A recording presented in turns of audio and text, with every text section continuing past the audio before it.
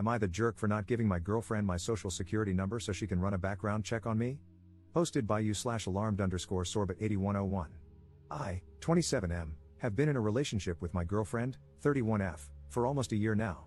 This evening, she sat me down and said she needed to have a serious conversation with me. She then asked for my social security number. I immediately said absolutely not and asked why she would need that. She explained that her ex-boyfriend had essentially been living a double life.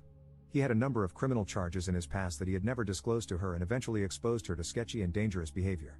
She broke things off with him after he cheated. I said, "Okay, thank you for telling me that, but what does that have to do with my social security number?"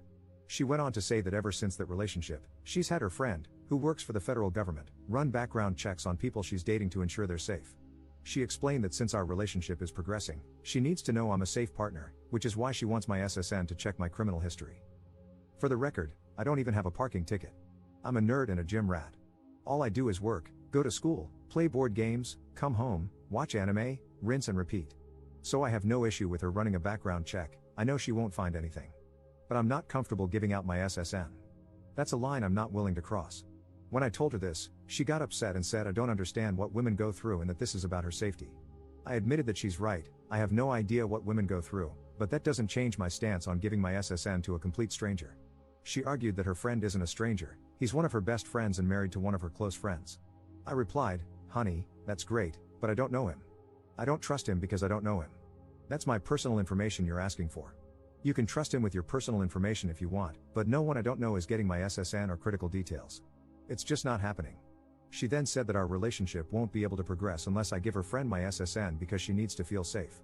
She also said she was offended that I don't trust her judgment in choosing friends. At that point, I got up and left, telling her that while I respect her concerns, her past trauma doesn't give her the right to strong-arm me into sharing sensitive information with someone I don't know just because he works for the federal government and has access to a database. I used to work for the federal government myself, so I know from experience that not everyone working there is automatically trustworthy. It's not that I'm assuming her friend is a bad person, but the fact that he works for the government doesn't prove anything to me. She called me insensitive and hasn't spoken to me since. Personally, I feel like she was gaslighting me into giving her what she wants, but I'm not entirely sure. Update 3 days later.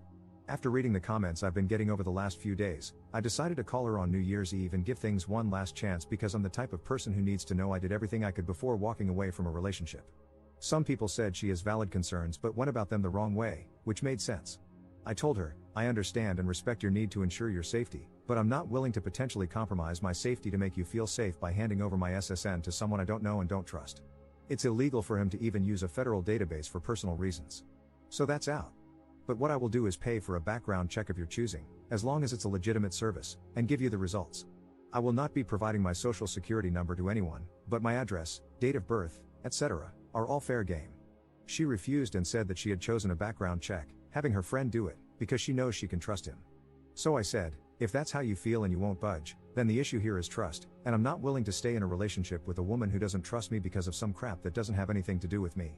I'm not paying for another man's sins, and I'm not giving you my social security number because your ex was a criminal.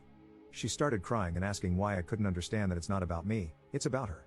I said, you made it about me when you asked for my SSN. She got pissed and started accusing me of lying about caring about her safety, saying that if I really cared, I'd have no problem doing this because I don't understand how vulnerable women are in society. So I said, I was willing to work with you up to a reasonable point, but now you're just trying to manipulate me, and I don't feel safe being with you anymore. Because if this is how you react when you don't get your way about having my SSN, what happens the next time we have a major disagreement or a serious situation? Are you going to keep crying to try to get your way or throw out another ultimatum to try to force me into doing what you want? She started saying that, as a man, I can't understand what it's like to go through life as a woman and have to be afraid, and that this is what she has to do for her safety and security, and I need to just respect that and give her what she needs for her comfort. I was like, I tried to compromise, you wouldn't accept it, there's nothing more to say here. To be clear, I wasn't exactly calm. I have severe anxiety, so this was a really hard conversation for me to have. I was actively pacing around my house, sweating, and forcing the words out the entire time. Then she started crying and asking about New Year's because we were supposed to spend it with her parents. I said, you should have thought about that before you tried to strong-arm me into getting your way. This isn't an and everyone stood up and applauded moment, that's just how things went. I hung up, and now we're over. Obviously, I'm hurt, but I'm realizing I dodged a bullet because there's no reason things should have gotten this messy. And before anyone tries to jump me in the comments, again, I offered to pay for the check. She refused because it wasn't the test she wanted. I feel like I made a good faith effort to resolve things. Hate to ring in the new year without a kiss under the mistletoe, but it is what it is. I don't know if she really is that concerned I'm some lunatic criminal or if she was trying to scam me like a lot of you said. Either way, it's over now.